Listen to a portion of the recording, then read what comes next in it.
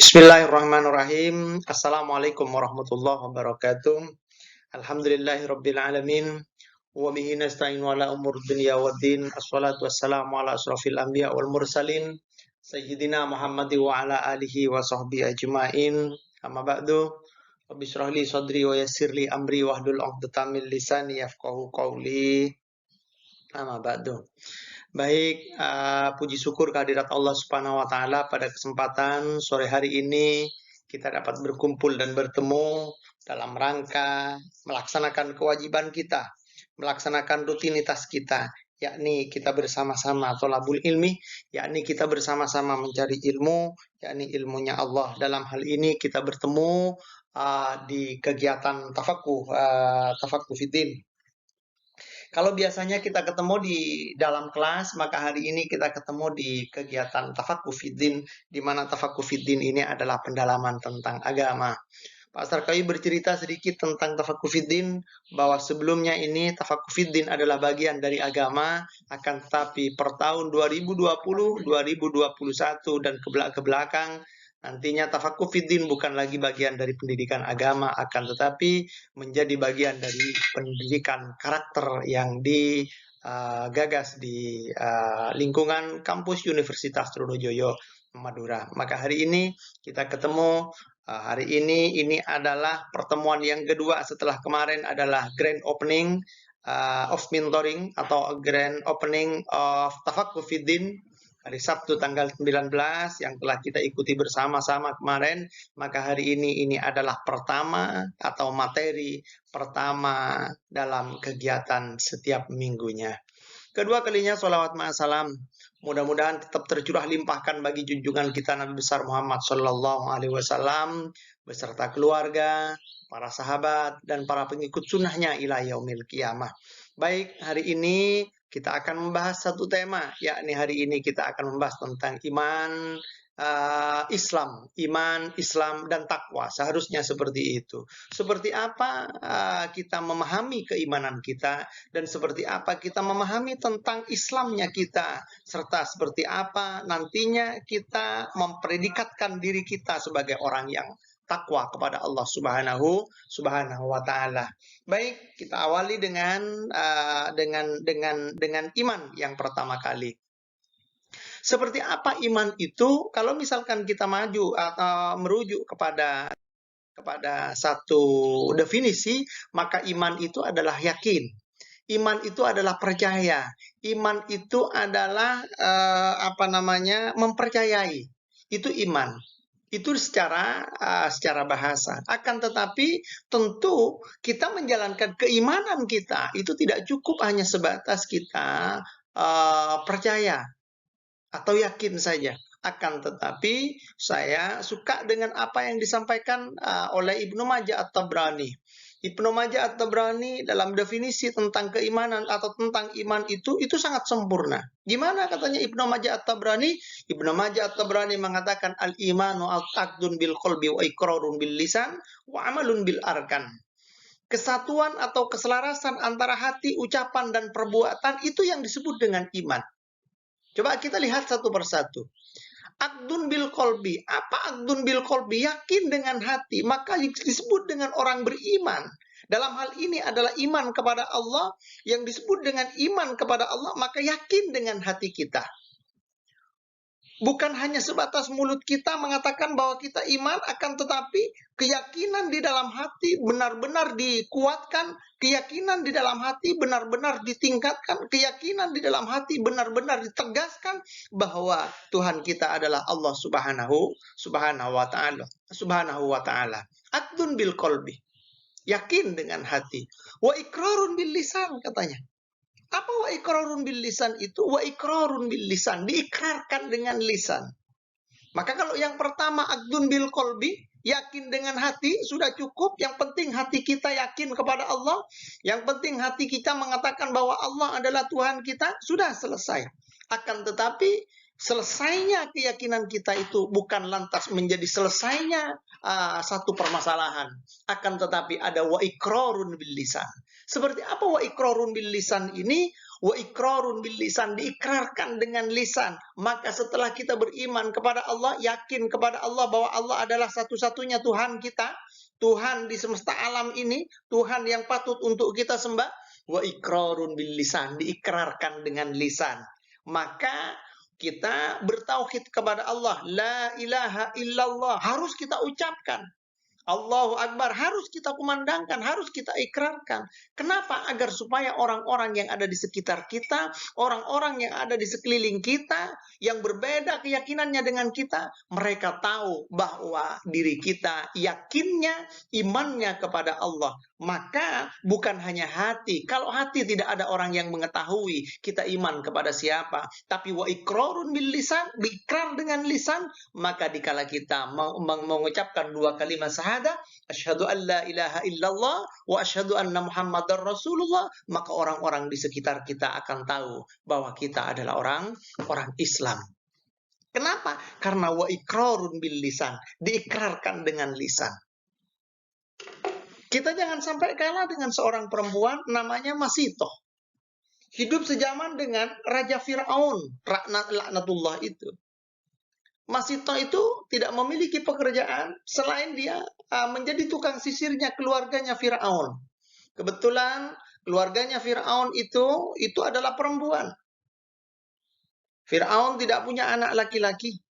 Di mana nanti anaknya adalah Musa alaihi salam, di mana Musa itu diantarkan oleh Allah melalui Sungai Nil yang dilahirkan oleh bapaknya dikarenakan ketakutan karena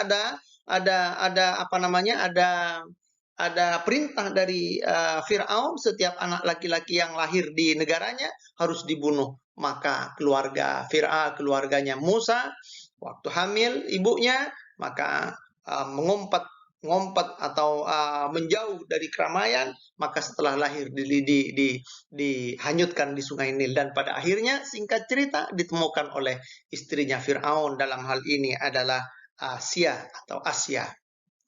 Maka singkat cerita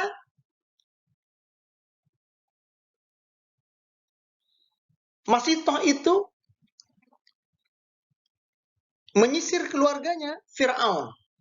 Karena hatinya Masitoh tidak yakin kepada Fir'aun, maka hatinya Masitoh tidak percaya kepada Fir'aun, dan perbuatannya Masitoh, walaupun perbuatannya tukang sisir, maka hatinya tetap bertasbih kepada Allah. Maka setiap waktu bertasbih kepada Allah, waktu menyisir akan menyebut nama Allah di dalam hatinya. Satu ketika sisir yang dipegangnya untuk menyisir keluarganya Fir'aun itu jatuh ke tanah. Maka refleks mulutnya berucap, Astaghfirullah, Allahu Rabbi, katanya Masitoh itu. Kaget orang yang mendengarkan, keluarganya Fir'aun, Masitoh, kamu bilang apa? Dengan bahasa Arab, Allahu Rabbi itu mengatakan bahwa Allah adalah Tuhan kita, adalah Tuhanku. Oh, kaget keluarganya Fir'aun, tahu dengan maknanya. Masitoh, kamu bilang apa? Masitoh dengan tegas mengatakan bahwa saya mengatakan Allahu Rabbi. Siapa Allah, katanya keluarganya Fir'aun itu? Allah adalah Tuhan saya, Tuhan Anda, dan Tuhan kita semua. Tanpa ada rasa takut, tanpa ada rasa bersalah, karena memang tidak bersalah. Maka Masitoh dengan tegas, wa iqrarun bil lisan, berikrar dengan lisan bahwa Allah adalah Tuhannya Masitoh itu. Singkat cerita, katanya keluarganya Fir'aun yang disisir itu, kamu akan dilaporkan kepada Fir'aun. Tidak tahukah Anda bahwa Fir'aun itu adalah Tuhan kita? Masitoh geleng-geleng kepala, saya tidak mau dan saya tidak percaya kepada Fir'aun sebagai Tuhan. Dia adalah makhluk, dia adalah manusia, sama dengan saya, sama dengan Anda, dan sama dengan kita semua. Oleh karena itu saya tidak akan bertuhankan kepada Fir'aun. Baik, akan saya laporkan, silahkan dilaporkan. Masitoh, kalau kamu dilaporkan kepada Fir'aun, mungkin Fir'aun akan marah dan kamu akan dibunuh. Silahkan, jangankan hanya dimarahi, dibunuh pun saya tidak takut. Karena bab mati itu bukan miliknya Fir'aun, akan tetapi miliknya Allah Subhanahu wa Ta'ala. Singkat cerita, karena sudah berdebat, Disampaikan kepada keluarganya, kepada Firaun, dilaporkan oleh keluarganya kepada Firaun tentang Masito itu, dipanggil Masito. Seandainya pakai bahasa Madura, enak Masito. Seandainya pakai bahasa Indonesia, ke sini Masito. Seandainya pakai bahasa Inggris, come here Masito. Ke sini Masito katanya. Datanglah Masito. Masito, kamu bilang apa kemarin pada keluarga saya? Saya bilang Allahu Rabbi. Masito, kamu tidak percaya kepada saya bahwa saya pemilik kekuasaan di negara ini atau di Mesir ini? Masito geleng-geleng kepala. Yang memiliki kuasa di muka bumi termasuk di negara Mesir ini adalah Allah Subhanahu wa taala. Masito, yakin kamu? Masito bilang, "Yakin saya."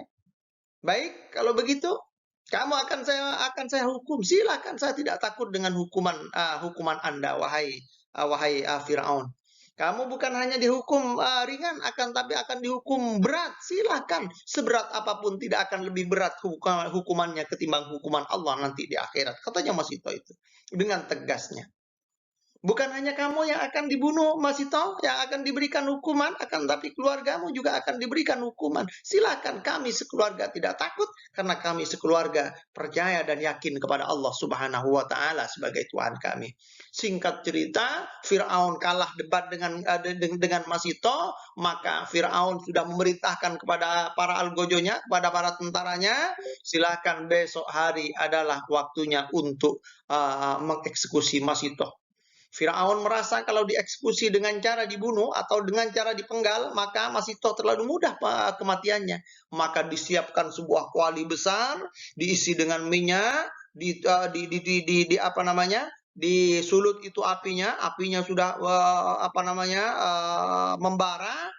Wah, yang namanya minyaknya sudah mulai gelepuk, tandanya itu sudah mendidih, sangat mendidih.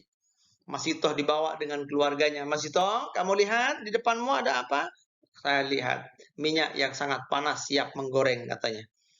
Kamu masih belum yakin kepada saya? Kematian ada di hadapan Anda, Masito? Saya tidak yakin kepada Anda. Yakinan saya adalah kepada Allah Subhanahu wa taala. Masih kuat Masito dan masih gigih. Dalam rangka apa? Wa iqrarun bil lisan.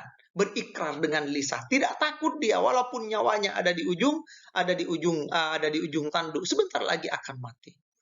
Diambil keluarganya Masito, suaminya Masito pertama kali, dipegang kakinya oleh Algojo, dipegang tangannya oleh Algojo, digoyang-goyangkan, diayun-ayunkan, siap untuk diterbangkan ke kuali yang yang mendidih mendidih minyaknya itu sangat panas sekali. Masito suaminya dilemparkan oleh Algojo. Masito berderai air matanya sebagai tanda bahwa sayang kepada suaminya. Sembari Masito bergumam di dalam bibirnya mengatakan, wahai Kanda, selamat jalan Kanda. Bukan Dinda tidak sayang kepada Kanda, akan tetapi justru karena saking sayangnya Dinda kepada Kanda sehingga kita harus mempertahankan keyakinan ini.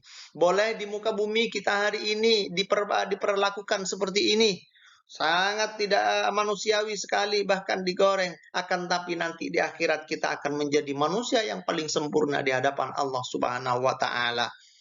Tidak cukup dengan itu, dengan suaminya, anaknya yang pertama juga bernasib sama, anaknya yang kedua juga bernasib sama. Masito semakin deras air matanya berderai, menandakan bahwa betapa sakitnya hatinya Masito menyaksikan anak-anaknya dan suaminya digoreng di hadapan matanya. Selamat jalan anak-anakku. Bukan ibu tidak sayang kepadamu, akan tetapi justru saking sayangnya ibu kepadamu sehingga ibu harus merelakan nyawamu, melayang dari ragamu hanya demi untuk mempertahankan keyakinan kita kepada Allah Subhanahu wa taala. Giliran anaknya Masito yang ketiga. Masito memiliki anak 3 orang. Yang pertama, kedua sudah remaja dan sudah dewasa, tinggal yang ketiga yang masih dalam buayan Masito ini. Akan dilemparkan ke kuali yang sangat panas itu, Masito mulai bergetar hatinya. Setelah kita cari tahu, perempuan yang mana ternyata yang tidak merasa eman atau kasihan kepada anak yang belum bisa ngomong, belum bisa berbicara, harus digoreng di hadapan kita.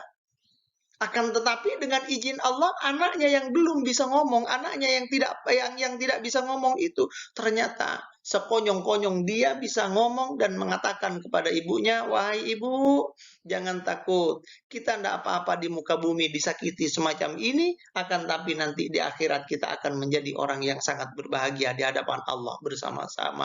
Oleh karena itu dikasih oleh Mas Ito ini, anak saya yang masih berumur 2 tahun, digoreng juga, termasuk adalah Mas Ito mati dalam gorengan kuali besar di hadapannya Firaun laknatullah dan orang-orangnya. Dalam rangka apa Mas Ito mempertahankan ini? Dalam rangka wa iqrarun bil lisan, mempertahankan keyakinan bukan hanya dengan hati yakinnya, akan tetapi lisannya juga yakin, mengatakan kepada orang yang ada di sekitarnya bahwa Tuhan kita adalah Allah Subhanahu wa taala.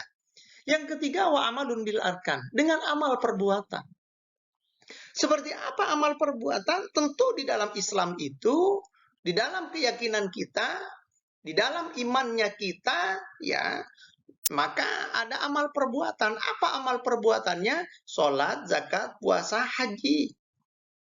Maka apabila kita yakin kepada Allah sebagai Tuhan kita, sudah berikrar dengan lisan kita dengan 2 kalimat syahadat, asyhadu an la ilaha illallah wa asyhadu anna muhammadar rasulullah, menjadi orang Islam kita, maka ada kewajiban-kewajiban yang tidak boleh ditinggalkan oleh kita, yakni perbuatan yang diperintah oleh Allah yang wajib bagi kita untuk kita laksanakan bagi orang-orang mukallaf ini.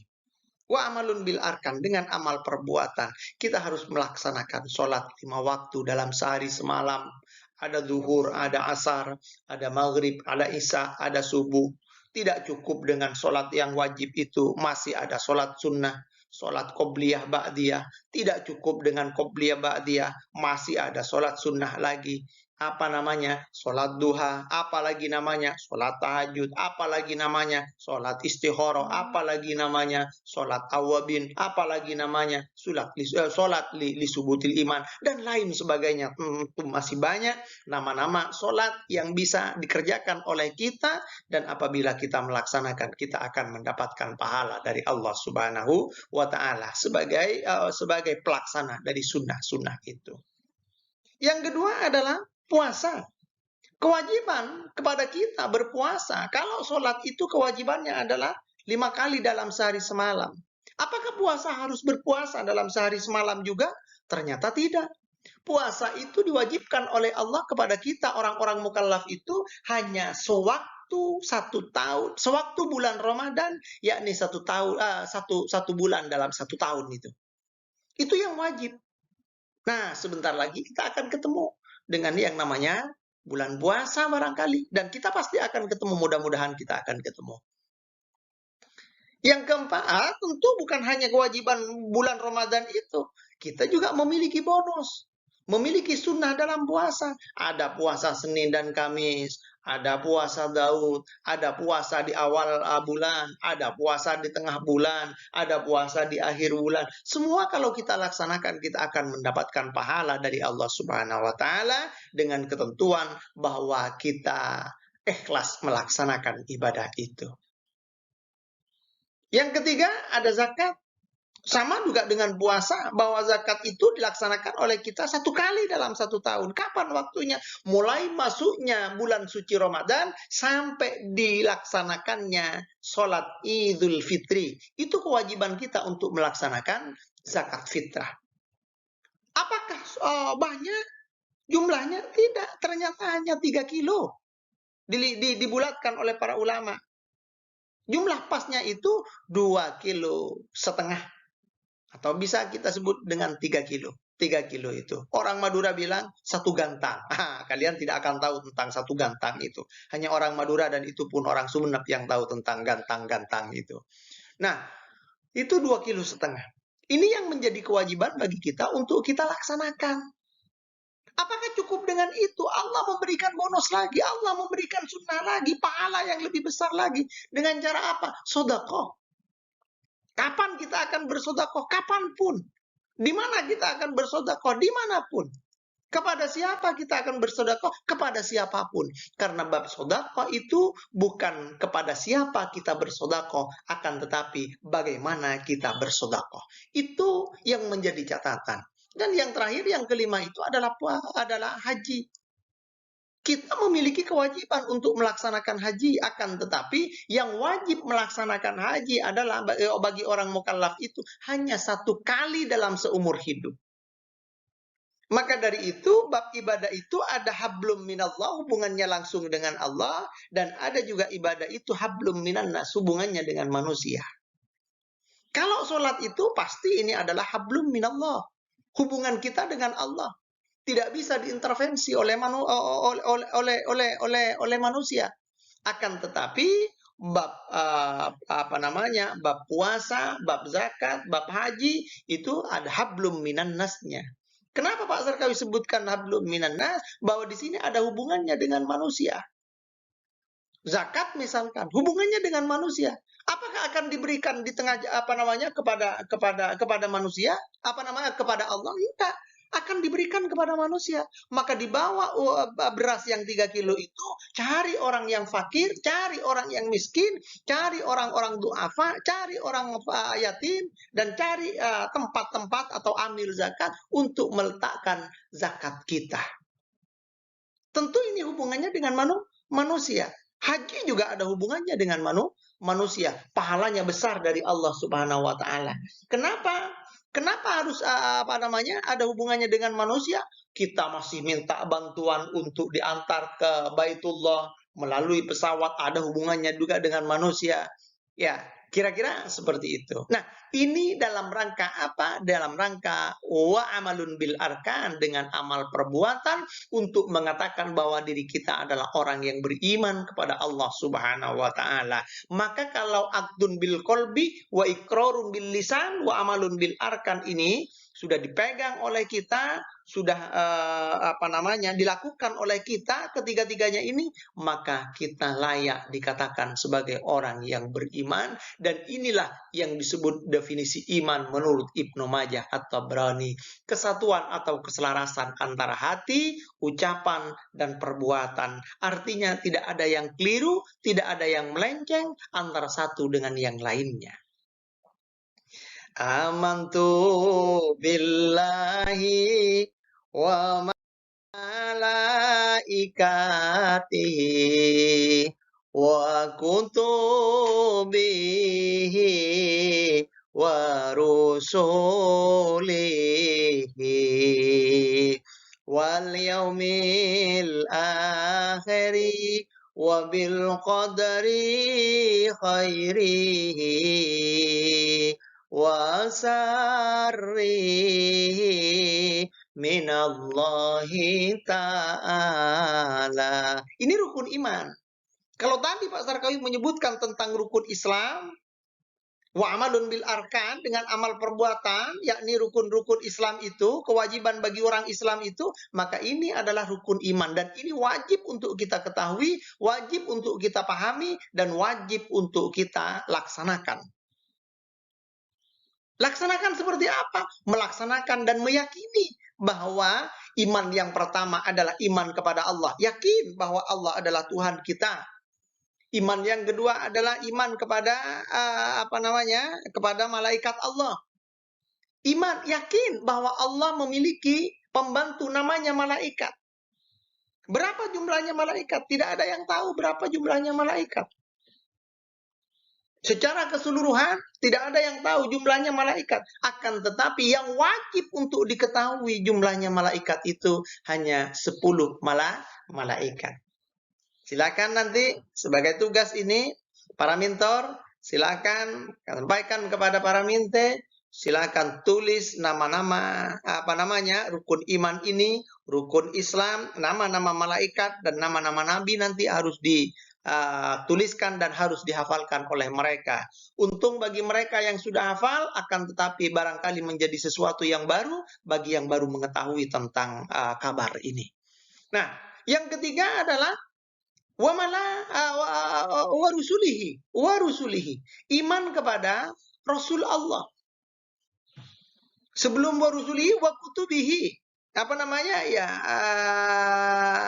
malaikati wa kutubihi, iman kepada kitab Allah, wa rusulihi, dan iman kepada Rasulullah, Rasul-Rasulnya Allah. Ada berapa kitab yang wajib untuk kita ketahui? Ada berapa nabi yang wajib untuk kita ketahui? Dan ada berapa jumlah nabi yang tidak wajib untuk kita ketahui? Wal yaumil akhir, tentu di sini ada hari akhir. Apa hari akhir itu? Yakni kiamat. Ada kiamat sughra dan ada kiamat kubra. Wabil qadri khairihi minallah ta'ala. Yakni kita harus beriman. Yang keenam itu kepada bab qada dan qadar atau ketentuan dari Allah Subhanahu wa taala. Ini yang disebut oleh kita sebagai takdirnya kita. Iman yang pertama adalah kepada Allah, katanya tadi.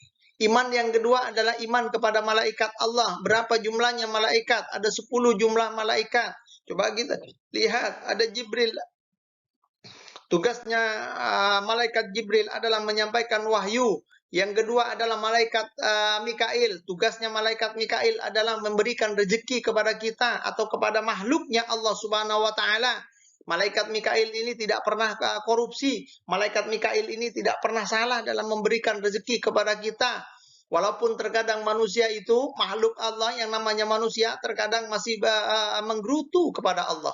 Seandainya hari ini disebut dengan demo kepada Allah. Kenapa? Ya Allah, saya sholat sampai hitam ini jidat saya. Kenapa kok saya tidak kaya-kaya, ya Allah? Tapi itu tetangga saya, ya Allah, tidak pernah sholat, ya Allah. Bahkan dia tidak beriman kepadamu, ya Allah. Kaya raya, ya Allah. Mobilnya Alphard, mobilnya Pajero, mobilnya gonta-ganti tiap hari, rumahnya banyak sekali. Mereka kaya raya, ya Allah. Kenapa saya yang beriman kepadamu? Kenapa saya yang sholat sampai hitam ini jidat? Kenapa kok tidak kaya-kaya? Kendaraan paling bagusnya saya hanya sepeda ontel, ya Allah. Apakah seperti itu kita memaknai Rahman Rahimnya Allah? Tentu tidak seperti itu. Nah, kita kembali kepada malaikat. Malaikat Mikail tidak pernah salah dalam memberikan rezeki. Apakah itu dikorupsi oleh malaikat Mikail karena kita tidak kaya? Tidak seperti itu. Malaikat yang ketiga adalah malaikat Israfil. Malaikat yang tugasnya adalah meniup sangkakala atau meniup trompet. Di mana nanti kalau ditiup trompet kita itu, trompetnya malaikat Israfil itu, dunia ini atau bumi ini akan bergoncang. Bukan hanya sebatas goncang, akan tetapi kalau sudah ditiup untuk yang ketiga kali, untuk yang kedua kalinya, maka muncullah atau terjadilah yang disebut dengan kiamat kubro. Kiamat ada dua, ada kiamat sugro, ada kiamat kubro. Seperti apa kiamat sugro? Kiamat sugro adalah kiamat kecil. Orang pasti akan mati, itu adalah kiamat. Orang yang tidak mati kehilangan sepeda motor, kiamat, musibah namanya. Yang tidak kehilangan sepeda motor, kehilangan dompetnya, musibah namanya. Yang tidak kehilangan dompetnya, kehilangan laptopnya, musibah namanya. Yang tidak kehilangan laptopnya, kehilangan HP-nya, musibah namanya. Ada juga yang tidak kehilangan harta duniawi, akan tetapi kehilangan hatinya. Ceweknya direbut oleh orang lain. Ini juga musibah. Maka disebut dengan kiamat. Namanya kiamat sugro. Nah, kiamat kecil. Setiap manusia pasti akan mengalami yang namanya kiamat kecil. Akan tetapi belum tentu setiap manusia akan ketemu dengan kiamat kubro. Tapi kalau kiamat kubro itu pasti datangnya pasti akan ada dan pasti akan datang di muka bumi ini. Kapan? Wallahu a'lam. Allah hanya memberikan tandanya. Nabi juga menegaskan bahwa hanya ada tanda-tandanya untuk ketemu dengan kiamat kubro ini. Malaikat Israfil. Malaikat Israfil hanya 3 kali dalam meniup sangkakala. Tiupan yang pertama itu sebagai peringatan. Nanti rusaknya tatanan di muka bumi ini. Dan munculnya beberapa macam air atau hujan itu. Ini tiupan yang pertama. Bingung semuanya manusia. Karena benar-benar akan kiamat. Baru tiupan yang tiupan yang kedua kalinya adalah kiamat kubro, yakni gunung yang hari ini memiliki ketinggian sampai Everest yang paling tinggi di muka bumi. Maka gunung pada waktu itu setelah ditiup sangkakalanya malaikat Israfil tidak lagi memiliki ketinggian. Bahkan gunung itu bagaikan kapas yang ditiup atau yang dikena oleh hembusan anginnya, kipas. tidak ada gunanya dan tidak ada maknanya serta tidak memiliki tidak memiliki jati diri sebagai gunung. Lautan yang hari ini memiliki kedalaman, maka pada waktu itu sudah tidak memiliki kedalaman lagi, karena air laut itu bagaikan embun di pagi hari, sudah mulai bertebangan yang tidak karu-karuan. Maka bumi ini sudah hancur lebur, itu yang disebut dengan kiamat, kiamat kubro, dan mudah-mudahan Pak Sarkawi tidak ketemu dengan kiamat kubro. Betapa ngerinya kalau kita melihat gunung sudah seperti kapas. Betapa ngerinya kalau sudah melihat yang namanya lautan sudah seperti air embun di pagi hari. Itu malaikat Israfil. Tiupan yang ketiga atau tiupan yang terakhir itu, malaikat Israfil itu adalah membangkitkan kembali seluruh manusia yang mati mulai sejak zamannya Nabi Adam sampai nanti akhir zaman atau mati yang terakhir, tidak tahu siapa yang akan mati terakhir, akan dibangkitkan melalui tiupan sangkakalanya malaikat Israfil itu, semuanya bangkit dari kuburnya dan dia nanti akan ketemu dengan hari-hari yang berbeda. Nanti di akhir akan disampaikan tentang hari-hari itu. Malaikat yang keempat adalah malaikat Israel, malaikat yang mencabut nyawa. Apakah malaikat Israel pernah salah, Pak, mencabut nyawa? Oh, tidak pernah salah malaikat Israel itu. Malaikat Israel itu. Tuh yang sakit itu, kenapa yang mati itu malah yang menjenguk?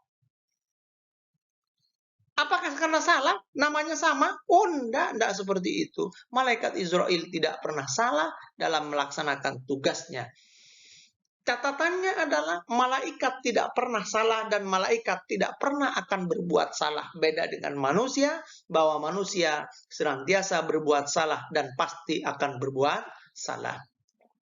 Malaikat yang kelima adalah malaikat Raqib dan malaikat Atid yang mencatat kedua yang berada di pundaknya manusia atau berada di pundaknya manusia, yakni Raqib dan Atid ini sama-sama mencatat amal baik dan amal buruknya kita. Sama-sama mencatat, dan malaikat Raqib dan Atid tidak bisa diintervensi. Apakah kita akan bisik-bisik kepada Raqib dan Atid, saya berbuat dosa, jangan dicatat ya. Oh, saya ini berniat untuk melaksanakan dicatat yang besar. Tidak seperti itu. Raqib dan Atid senantiasa melaksanakan tugas atau perintah dari Allah Subhanahu wa taala. Mungkar dan Nakir, di mana Mungkar dan Nakir ini adalah malaikat yang ditugaskan oleh Allah untuk memeriksa kita yang baru mati atau baru meninggal. Masuk ke dalam kubur, maka kita akan ketemu dengan Mungkar dan Nakir. Dan kita pasti akan ketemu dengan Mungkar dan Nakir ini. Malaikat Mungkar dan Nakir sangat keras, sangat kasar. Yang keras dan kasar itu kepada siapa? Kepada mereka yang tidak membawa iman dan Islam matinya. Mereka ingkar kepada Allah, mereka kufur kepada nikmat-nikmatnya Allah, mereka tidak yakin dan tidak percaya kepada Allah, sehingga dikala meninggal dunia nanti malaikat Mungkar dan Nakir datang di alam kuburnya dengan cara yang sangat keras. Jangankan sampai ketemu dengan Mungkar dan Nakirnya, kita mendengarkan langkahnya Mungkar dan Nakir itu, manusia itu yang ada di dalam kubur sudah gemetaran karena saking takutnya dan saking kerasnya Mungkar dan Nakir ini. Bagi mereka yang tidak membawa iman dan Islam, Mungkar Nakir itu sangat keras sekali. Pintu kuburnya kita akan didobrak. Maka akan ditanya, "Man rabbuka?" Siapa Tuhanmu? "Wa man nabiyuka?" Ya, siapa nabimu? Kalau misalkan kita tidak mampu menjawab, digadah kita, dipukul kita, dihancurkan kita, habis kita. Apakah selesai setelah habis? Ternyata tidak. Masih tetap akan disiksa lagi. Akan tetapi berbeda dengan orang yang matinya membawa iman dan Islam. Malaikat Mungkar Nakir yang diceritakan atau yang dikisahkan bahwa Mungkar dan Nakir sangat keras, datangnya kepada orang yang matinya membawa iman dan Islam, Mungkar Nakir akan ngetok pintu kuburnya kita.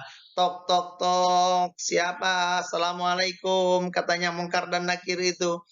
Orang yang meninggal sudah tahu bahwa yang datang itu adalah Mungkar Nakir, bukan anaknya dan bukan istrinya, bukan koleganya atau bukan kawannya, akan tetapi Mungkar dan Nakir. Orang mati itu mengatakan, "Selamat datang malaikat Mungkar Nakir, silakan dibuka pintunya, tidak dikunci kok untuk Anda," katanya. Dibuka pintunya, malaikat mungkar nakir dengan lembut, marrabbuka. Dijawab oleh kita, Allahu Rabbi, wa man nabiyuka. Dijawab oleh kita Muhammad Rasulullah. Terus seperti itu dijawab setiap pertanyaan mungkar dan nakir, dan pada akhirnya mungkar nakir mengatakan selamat tidur, selamat menikmati alam kubur. Di mana alam kubur ini alam yang menanti kita, alam tempat kita untuk menanti datangnya yaumul atau hari kebangkitan itu setelah sangkakala yang ketiga ditiup oleh malaikat Israfil. Dan malaikat yang terakhir adalah malaikat yang kesembilan adalah malaikat Malik dan yang menjaga neraka, dan malaikat yang ke-10 adalah malaikat Ridwan, malaikat yang menjaga surga. Apakah pernah malaikat Malik mengatakan kepada Allah, ya Allah, interupsi ya Allah, enak itu Ridwan ya Allah, adem terus di situ, saya ya Allah, panas ya Allah, cobalah kita ganti posisi ya Allah, Ridwan diletakkan di neraka barang 1 bulan, 2 bulan. Apakah seperti itu malaikat Malik? Tidak pernah. Karena bentuk sujudnya malaikat itu kepada Allah adalah apa yang diperintahkan oleh Allah. Maka malaikat Malik tidak akan merasakan panasnya neraka karena malaikat Malik melaksanakan sujud atau perintah kepada Allah Subhanahu wa taala. Oke, baik. Kita lanjutkan, itu adalah malaikat. Ada 10 malaikat yang wajib untuk kita ketahui. Akan tapi yang tidak wajib untuk kita ketahui, wallahu a'lam, tidak ada yang tahu. Hanya Allah yang tahu berapa jumlah malaikat yang ada di muka bumi ini. Yang ketiga adalah, ini adalah kitab-kitab Allah. Kitab-kitab Allah itu yang wajib untuk kita ketahui ada 4. Yang pertama adalah kitab Taurat yang diturunkan kepada Nabi Allah Musa alaihissalam yang hidup sejaman dengan Fir'aun, bahkan menjadi anak angkatnya Fir'aun itu. Yang kedua adalah kitab Zabur, di mana kitab Zabur ini diturunkan kepada Nabi Allah Daud. Yang ketiga adalah kitab Injil yang diturunkan kepada Nabi Allah Isa alaihissalam, yang disebut oleh orang Kristen itu, mohon maaf, yang disebut oleh orang Kristen sebagai Yesus Kristus. Dan kitab yang terakhir yang wajib untuk kita ketahui adalah Al-Quranul Karim yang diturunkan oleh Allah kepada Nabi Allah Muhammad sallallahu alaihi wasallam, Nabi kita bersama, Nabi yang harus kita cintai, Nabi kekasih Allah yakni Muhammad sallallahu alaihi wasallam. Ada 4 kitab yang wajib untuk kita ketahui, Taurat, Zabur, Injil, dan Al-Quran. Pak, ada pertanyaan. Taurat itu kemana hari ini? Zabur itu kemana hari ini? Injil juga kemana hari ini? Kenapa Injil menjadi 40 sekarang yang besar-besar, Pak? Dan tidak menutup kemungkinan di gereja-gereja yang hari ini ada di sekitar kita, barangkali juga memiliki Injil-Injil yang disesuaikan dengan lingkungannya. Iya. Kenapa seperti itu? Karena Injil itu sudah mulai dirubah. Siapa yang merubah Injil pertama kali? Namanya Paulus. Di mana Paulus ini hidup sejaman dengan Nabi Allah Isa, tapi setelah Isa meninggal, maka Paulus itu menginginkan untuk mengganti posisinya Nabi Isa menjadi seorang nabi dan rasul atau seorang yang dikasihi dan dicintai oleh umatnya. Maka Paulus merubah minimal ada 2 ayat. Apa yang dirubah? Ayat yang pertama, kalau tidak keliru, waktu Pak Sarkawi berdiskusi dengan seorang pendeta yang mu'alaf, masuk Islam. Dia pendeta masuk Islam. Berdiskusi Pak Sarkawi, maka katanya pendeta itu, Paulus ini merubah. Kalau tidak keliru ada 2 atau 3 ayat yang dirubah pertama kali. Maka dalam Injil disebutkan bahwa cahaya itu datang kepada Musa atau kepada Isa. Ya, datang kepada Isa. Maka siapa cahaya? Cahaya itu adalah Allah Subhanahu wa taala. Kalau cahaya itu yang datang kepada Isa, maka yang memiliki kuasa adalah Isa. Tapi dirubah oleh Paulus, Musa datang kepada cahaya. Berarti kalau begitu, cahaya tidak memiliki kuasa, maka kapanpun Isa itu bisa datang kepada cahaya itu. Ada pembolak-balikan posisi bahasa, sehingga pada akhirnya Injil itu senantiasa tidak sesuai dan tidak sama dengan pola kehidupan di masyarakat, dan pada akhirnya menjadi beberapa Injil hari ini. Akan tetapi Al-Quran Allah berjanji di dalam Al-Quran sendiri bahwa Allah akan menjaganya. Maka tidak ada satupun orang yang mampu untuk merubah Al-Quran, apalagi mengganti Al-Quran. Satu ketika lupa Pak Sarkawi tahunnya, waktu baca artikel itu, kalau tidak keliru tahun 97 atau 96 itu ada seorang ilmuwan dari orang barat itu yang menginginkan, dia sudah tahfidz, sudah hafal Al-Qur'an. Dia sudah paham dengan tafsirnya, akan tetapi dia tidak mu'allaf. Dia tidak mendapatkan hidayah karena bab ilmu bab masuk Islam itu bukan karena bab pinter atau tidaknya, akan tetapi bab mendapatkan hidayah atau tidaknya. Maka karena dia pintar, sudah tahu Al-Quran, baca Al-Quran, sudah tahu dengan tafsirnya, maknanya, dan lain sebagainya, maka dia menginginkan untuk mendampingi, menyaingi Al-Quran. Maka bawa semua peralatan, bawa kertas sedemikian banyaknya, bawa pena di dalam kamarnya, maka tidak keluar di dalam kamarnya itu, ditulis itu, ambil satu ayat sebagai tandingan, ditulis ayat yang dijadikan tandingan oleh orang itu. Maka setelah dipikir-pikir, kok ayatnya ini kok tidak sesuai atau tidak menarik. Yang menarik itu tetap Al-Quran, diremas. Pada akhirnya 1 bulan setelah itu, seluruh rumahnya atau seluruh ruangan yang ada di rumah itu menjadi tumpukan sampah dengan ayat-ayat palsu yang tidak mampu untuk dia menyaingi hanya 1 ayat di dalam Al-Quran. Apalagi akan menyaingi 1 mushaf Al-Quran, yakni 30 juz itu. Tidak mungkin dan sangat tidak mungkin. Sampai hari ini, mulai sejak zamannya Rasulullah Sallallahu Alaihi Wasallam 1400 tahun yang silam sampai hari ini 2022 ini, maka Al-Quran masih tetap terjaga. Para hufat, para penghafal Al-Quran masih ada di sekitar kita yang menjaga tentang keaslian Al-Quran. Jangankan sampai satu surah yang akan dirubah, 1 ayat pun akan diketahui. Jangankan 1 ayat, 1 huruf pun dirubah di dalam Al-Quran akan diketahui oleh orang-orang Islam itu. Ini adalah salah satu mukjizat dari Al-Quran. Kita tidak akan membahas secara detail tentang Al-Quran itu. Kita kembali kepada ini. Yang keempat adalah iman kepada Rasul. Bahwa Rasul yang wajib untuk kita ketahui adalah 25. Silakan nanti disebut, silakan nanti para komting untuk ditugaskan nama-nama Nabi yang 20, yang 25 itu. Oke. Yang kelima adalah iman kepada hari akhir. Seperti apa iman kepada hari akhir? Yakni bahwa kita percaya bahwa semua yang hidup itu pasti akan mengalami akhir, yakni kematian. Yakni kematian. Semua yang hidup pasti akan mati. Dan setelah mati itu kita akan memasuki alam berikutnya. Maka kehidupan manusia itu yang pertama diciptakan oleh Allah adalah alam dan seisinya. Ini kisah. Alam dan seisinya yang perlu kita pahami. Dengan apa alam dan seisinya ini diciptakan oleh Allah? Dengan Nur Muhammad. Karena saking cintanya Allah kepada Muhammad, melalui Nur Muhammad, maka Allah menciptakan alam dan seisinya termasuk manusia. Yakni ruhnya manusia sudah dulu diciptakan oleh Allah. Dulunya kapan? Wallahu a'lam, tidak ada yang tahu. Kapan dulunya itu? Akan tetapi Allah meletakkan nurnya, ruhnya manusia itu di Lauhul Mahfuz. Di Lauhul Mahfuz.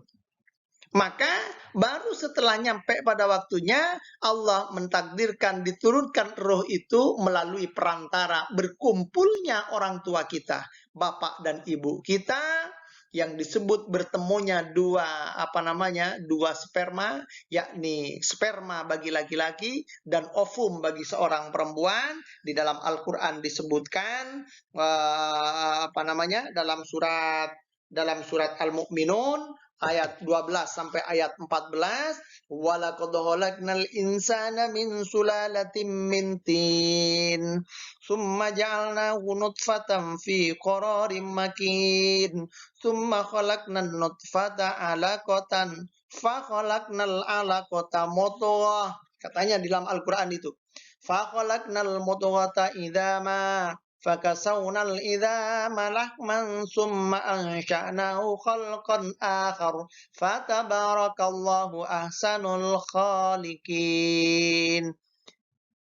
Gimana berkumpulnya seorang perempuan dan seorang laki-laki itu nantinya akan menghasilkan yang namanya mani bagi seorang laki-laki dan ovum bagi seorang perempuan. Dikala berkumpul, ini sungguhnya kami telah menciptakan manusia itu dari satu saripati, yakni berasal dari tanah. Ayat yang ke-13, kemudian kami jadikan saripati itu air mani yang disimpan di dalam tempat yang sangat kokoh, yakni rahimnya seorang perempuan.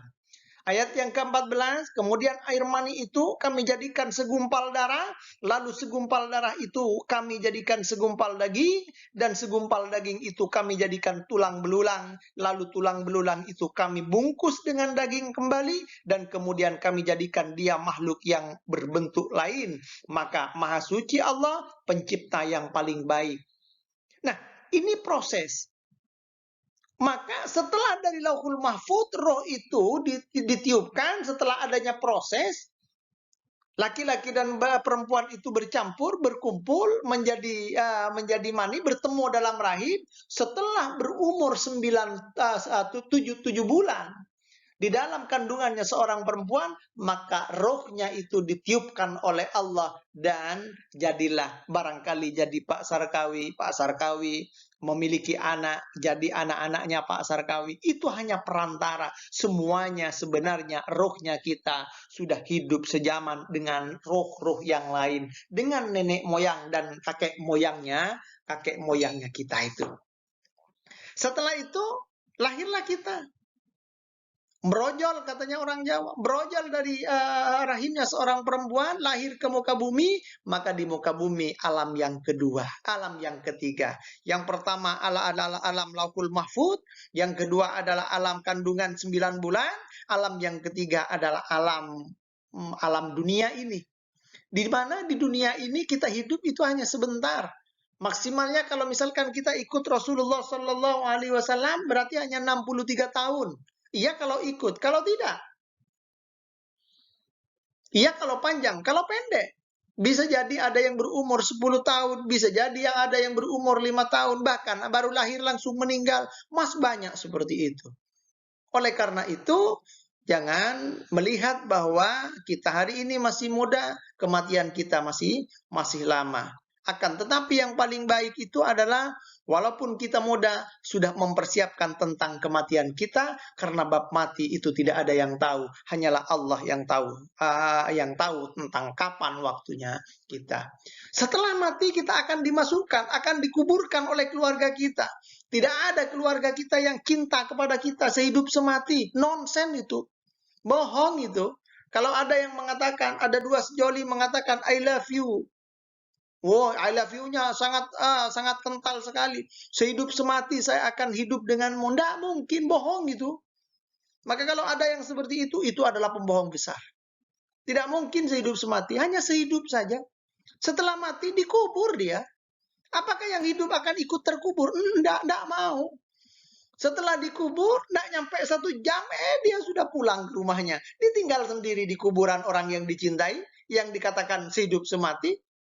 Maka dari itu alam yang keempat dari kita itu adalah alam kubur. Di mana alam kubur inilah yang nantinya ketemu dengan mungkar dan nakir tadi. Alam kubur.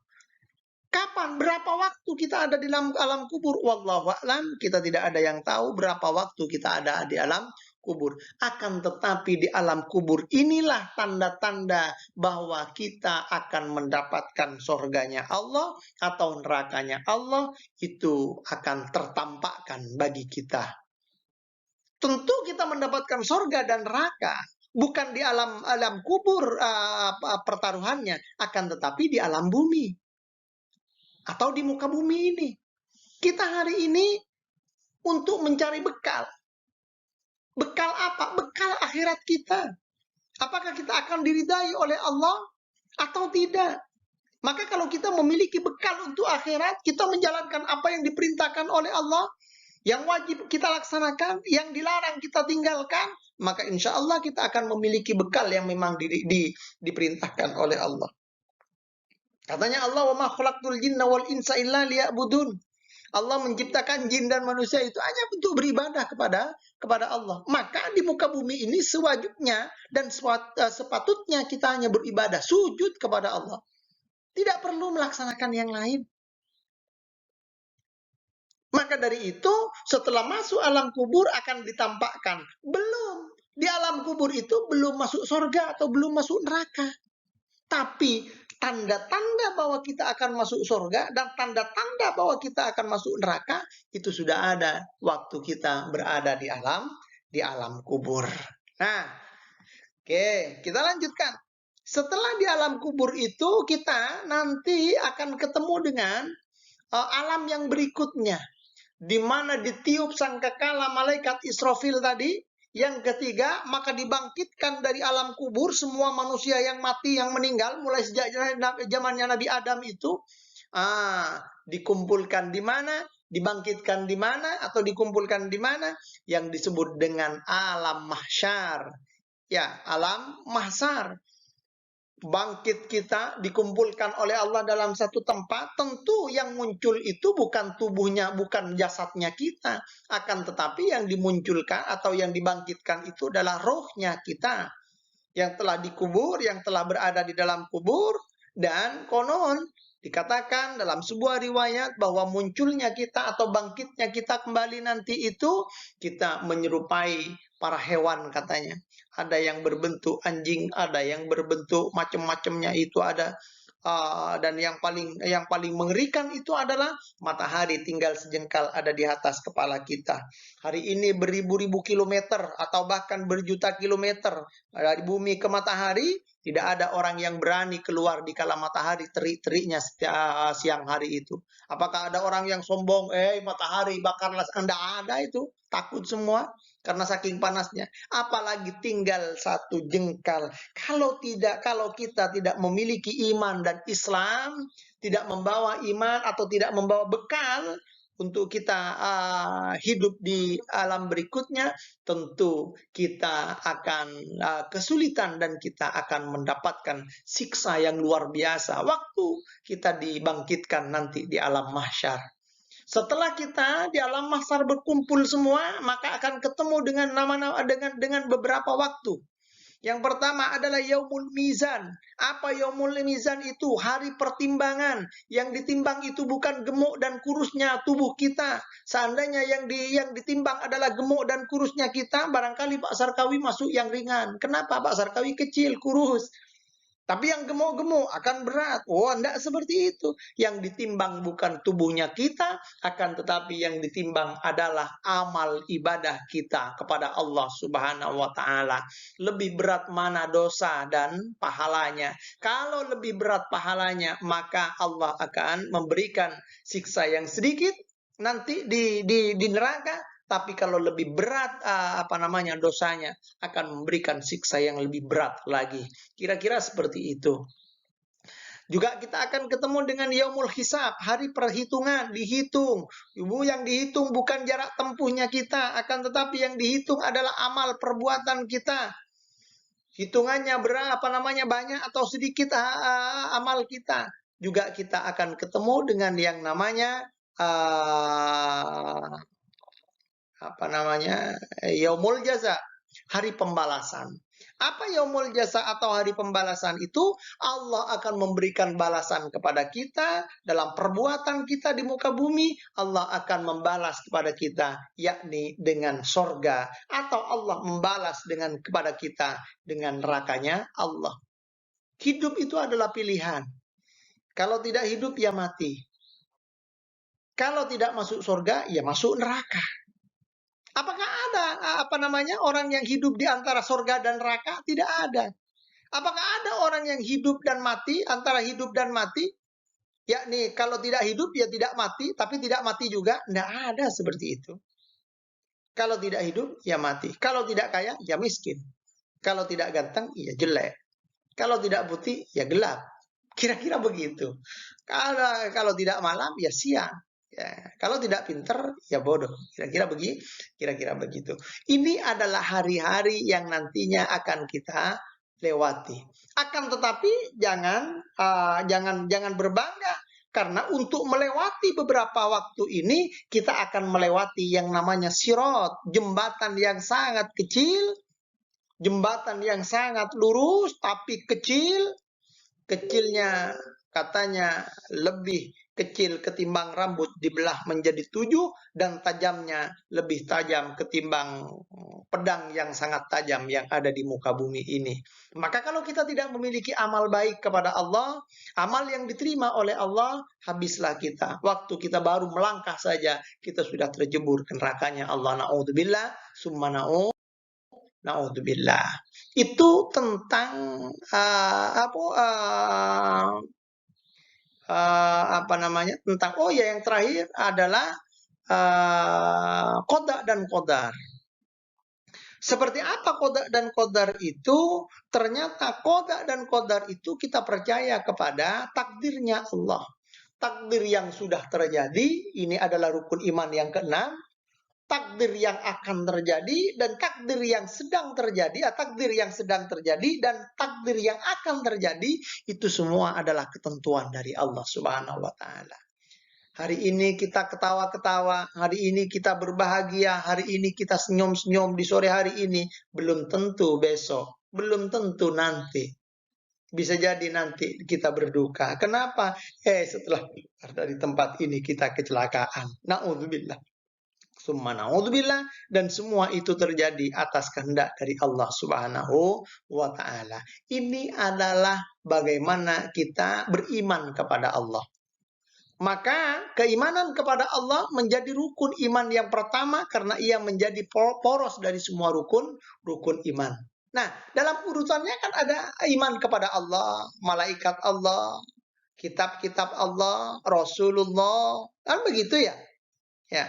Kenapa ya Allah iman kepada Allah itu diletakkan di pertama? Karena menjadi rukun iman kepada Allah itu adalah poros dari semua rukun iman yang ada. Maka kalau kita percaya kepada Allah, pasti kita akan percaya kepada yang lain. Tapi kalau percaya kepada yang lain, belum tentu kita percaya kepada Allah Subhanahu wa taala. Kira-kira begitu.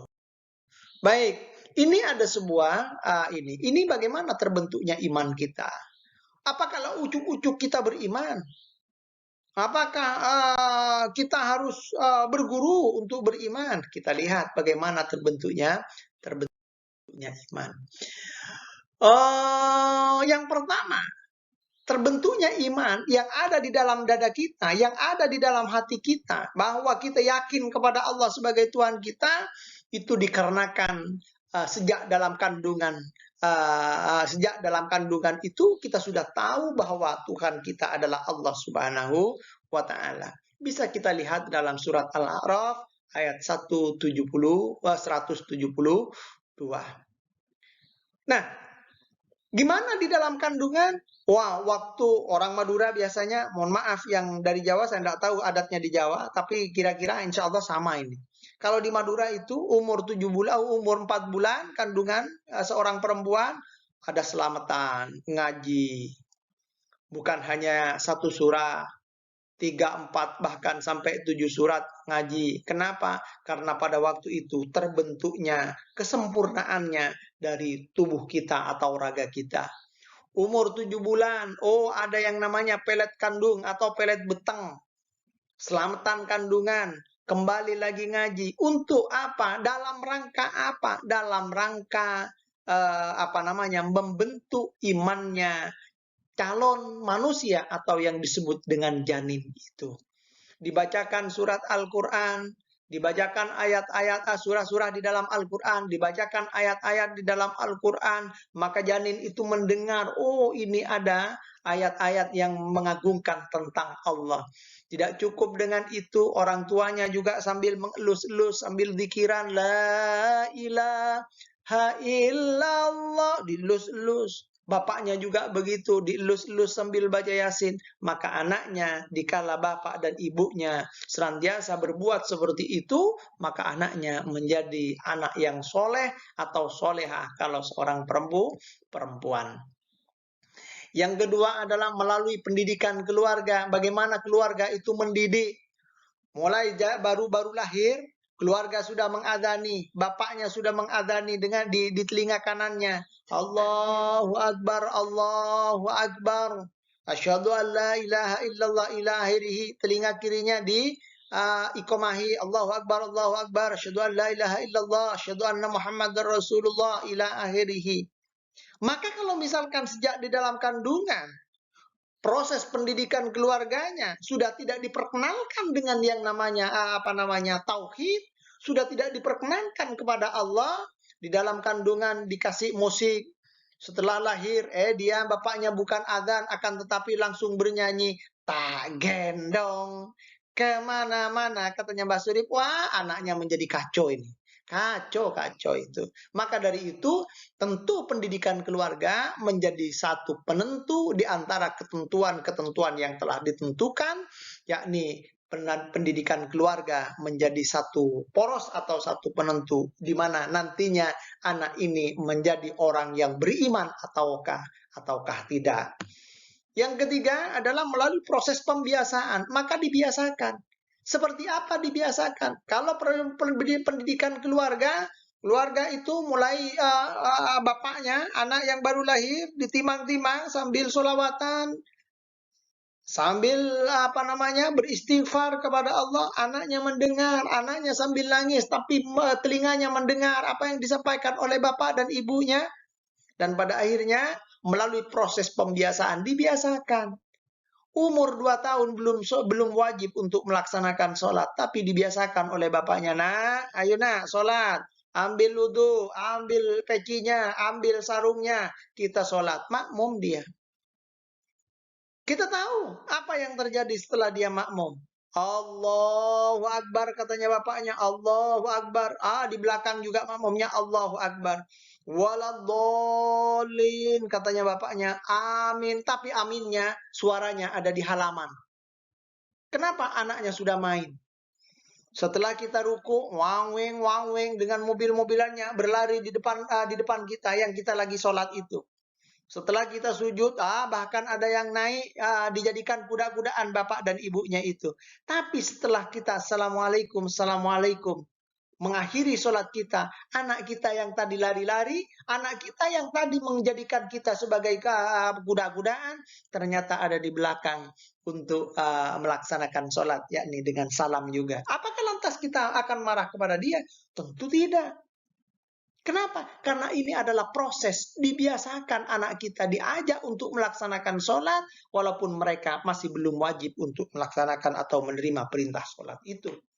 Akan tetapi kalau tidak dibiasakan, maka tidak mungkin setelah dewasa, dia menjadi orang yang taat kepada Allah Subhanahu wa Ta'ala.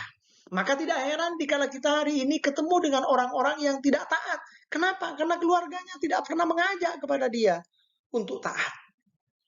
Maka dari itu bersyukurlah kita semua karena kita dibiasakan hidup dalam keluarga yang religi, dalam keluarga yang yang religius, yakni keluarga yang senantiasa taat kepada Allah, yang membimbing kita untuk tahu siapa Tuhan kita, untuk membimbing kita untuk senantiasa taat kepada perintah Allah, menjalankan sholat, zakat, puasa, haji untuk dilaksanakan, jangan sampai ngompat-ngompat untuk makan.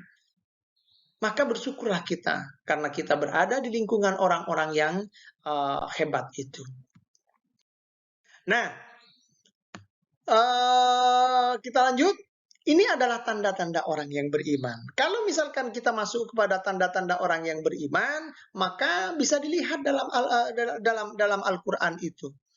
Dalam surat Al-Baqarah ayat 177. Allah menjelaskan bahwa tanda-tandanya orang yang beriman, Allah memberikan harta yang dicintai kepada orang yang memintanya. Salah satu tanda ini. Maka kalau ada orang yang disebutkan, wah rumah bagus, bajunya kok bagus, langsung dikasih kepada kita. Wah, itu adalah tanda orang yang beriman. Akan tetapi hari ini terkadang kita enggan untuk memberikan yang bagus-bagus kepada orang lain. Yang diberikan oleh kita malah yang jelek-jelek. Apakah itu Apakah itu tanda bahwa mereka tidak beriman? Belum tentu. Kita lihat tanda yang lain. Menunaikan zakat, menepati janji. Kalau berjanji hari Senin, ya, menepati berjanji hari Senin, datang hari Senin. Berjanji hari ini, datang hari ini. Bukan berjanji hari Senin, tapi datangnya Senin tahun depan. Senin tahun depan juga ada hari Senin. Cuman Seninnya sama, waktunya yang sudah sama. Sabar. Setiap perbuatan, setiap kehidupan kita pasti mengalami yang namanya cobaan. Maka setiap cobaan itu harus kita hadapi dengan sabar. Itu adalah tanda dalam surat Al-Baqarah ayat 177. Apakah hanya itu tandanya dalam Al-Quran? Oh, masih ada banyak lagi dalam Al-Quran. Kalau misalkan kita masuk dalam surat Al-Mu'minun, tanda orang yang beriman itu ayat 1-11, orang yang melaksanakan sholat dengan khusyuk itu tanda orang yang beriman.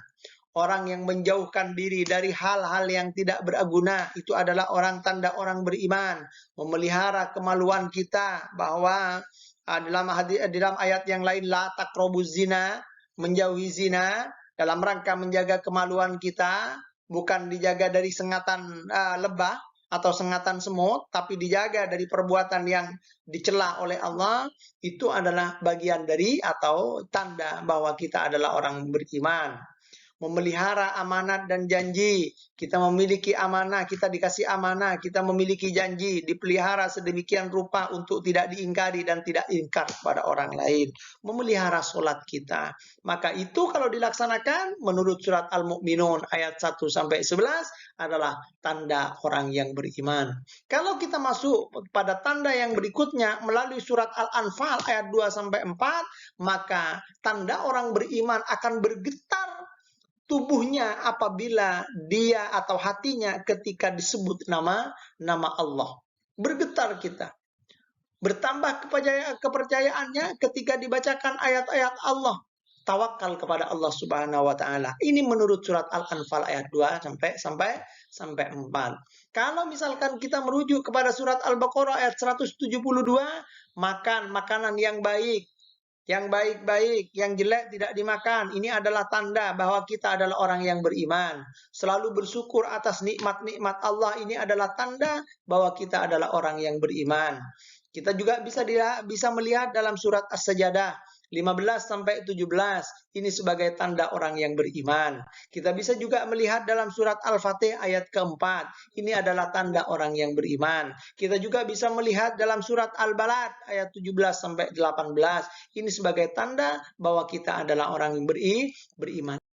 Inilah tanda-tanda. Tanda iman yang lain adalah tidak mencela orang lain dan memberi gelar yang jelek kepada orang lain. Bisa lihat dalam surat Al-Hujarat. Orang namanya sudah bagus, namanya Ibrahim, tidak dipanggil Braham. Karena mereka di Indonesia tidak familiar dengan Braham. Tapi di barat Abraham dan lain sebagainya itu menjadi sangat familiar dan itu bukan satu hinaan. Maka dari itu kita memberikan gelar yang baik-baik kepada orang lain, tidak mencari kesalahan orang lain dan tidak menghibah atau memfitnah. Kita bisa melihat dalam surat Al-Hujarat ayat ke-11. Maka dari itu kalau melihat fenomena hari ini di Indonesia Utara atau di Indonesia, mencari-cari kesalahan orang lain seakan-akan dirinya tidak pernah salah padahal dia yang paling banyak salah, ini berarti orang-orang yang semacam ini adalah orang-orang yang tidak beriman kepada Allah Subhanahu wa taala. Saya tegas mengatakan melalui surat Al-Hujarat ayat ke-12 ini bahwa dia tidak memiliki tanda bahwa dia adalah orang yang beriman. Menghibah di sana sini. Makanya kalian para remaja, pemuda dan pemudi ini jangan suka tiap pagi melihat cek dan recheck. Jangan suka tiap pagi melihat silet, jangan suka tiap pagi melihat inset, jangan suka tiap pagi melihat fitnah-fitnah yang tidak jelas di dalam televisi, karena dikatakan dalam hadis itu al fitnatu asaddu minal qat, bahwa fitnah itu lebih kejam ketimbang pembunuhan. Menjauhi khamar, tidak meminum minuman yang keras. Maka hari ini bukan hanya khamar, ada yang namanya ganja, ada yang namanya sabu-sabu. Itu harus kita hindari. Kenapa? Ini sebagai tanda dikala kita menjauhi minuman-minuman yang diharamkan oleh Allah, sebagai tanda bahwa kita adalah orang yang beriman kepada Allah Subhanahu wa taala. Kita bisa lihat dalam surat Al-Maidah ayat ke-91.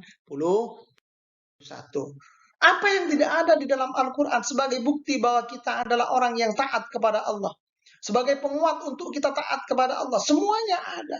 Tinggal bagaimana kita mencarinya, tinggal bagaimana kita meramunya, dan tinggal bagaimana kita melaksanakannya atau mengaplikasikannya dalam kehidupan kita sehari-hari ini. Akidah Islam atau keimanan ini merupakan bagian yang paling pokok dalam agama Islam, yang merupakan keyakinan yang menjadi dasar dari segala tindakan atau perbuatan. Seorang dipandang muslim atau bukan muslim yang sebenarnya tergantung kepada akidahnya. Apabila ia berakidah Islam, maka maka segala sesuatu yang dilakukannya akan bernilai sebagai amaliyah seorang muslim atau amal soleh. Maka dari itu, tentu kalau kita sudah berikrar asyhadu an la ilaha illallah wa asyhadu anna muhammadar rasulullah, maka seluruh perintah dari Allah, amal perbuatan kita harus sesuai dengan tuntunan agama kita, yakni Islam. Baik, barangkali ini masih banyak slide-nya Pak Sarkawi. Akan tetapi Pak Sarkawi rasa cukup. Ini sudah 1 jam lebih, 1 jam 10 menit, ya, 1 jam 10 menit. Saya kira sudah cukuplah 1 jam. Silakan nanti didalami, silakan nanti diresum materinya Pak Sarkawi, silakan nanti dibuktikan dengan referensi yang kalian miliki.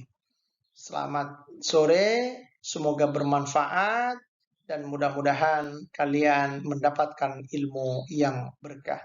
Akhiran, wallahul muwafiq ila aqwamit thoriq. Assalamualaikum warahmatullahi wabarakatuh.